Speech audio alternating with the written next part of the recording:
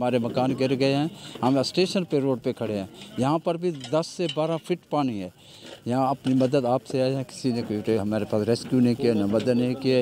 हुकूमत के तरफ से ख़ास तौर पर कुछ भी नहीं दिया गया है। पानी पर तो मकानात गिर गए, इंसान मर गए हैं, इंसान। यहाँ पे हम भूखे मर रहे हैं, किसी ने हुकूमत ने कुछ भी नहीं दिया। यहाँ पे जानवर भूख से मर रहे हैं, हम भूख से मर रहे हैं। अपनी मदद आपके तहत ये बैठे हुए हैं, कैंप लगाए हुए हैं, छापर लगाए हुए हैं, ये छापरों में बैठे हुए हैं। अभी तक कोई हुकूमत का कोई नुमाइंदा नहीं पहुँचा, हुकूमत का कोई अमला नहीं पहुँचा।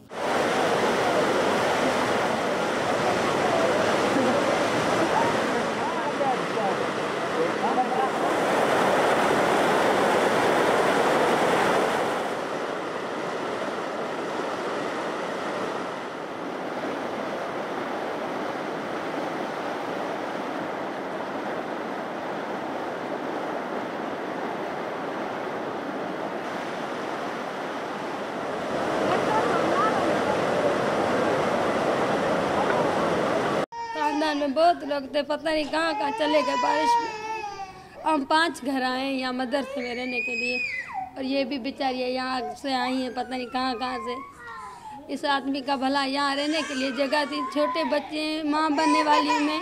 ये हम लोग आज 4-5 दिन हो गए हैं यहाँ बैठे हुए हैं। ना तो किसी हुकूमती एहलकार ने हमें पूछा है, ना ही हुकूमत की तरफ से हमें कोई पूछा गया, ना रिलीफ मिला है। हमारे बच्चे भूख से मर रहे हैं और हमारे मवेशी भूख से मर रहे हैं। बीमारी फैली हुई है, मच्छर हैं, कोई भी नहीं आता। कभी हम लोग कहाँ जाएं?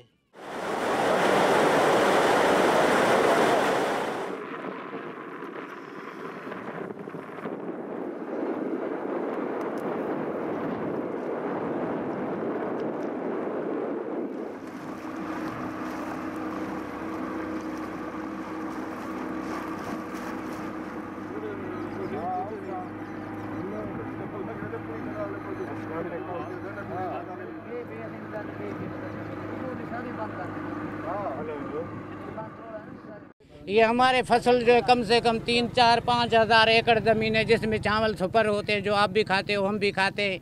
मतलब ये सारा हमारा ख़त्म हो गया। अब जो कपास की पोजीशन है, अगर एस्टिमेटेड मैं कहूँ तो वो होपफुली 85% है। वो क्यों? इसलिए कि जो रिवराइन बेल्ट है हमारा कच्चे वाला दरिया सिंध में, वहाँ भी हज़ारों सैकड़ों लाखों एकड़ है तीनों अजला में, घोटकी में, सखर में, खैरपुर में। वो भी 100% अभी वाश आउट हो गया है पानी में।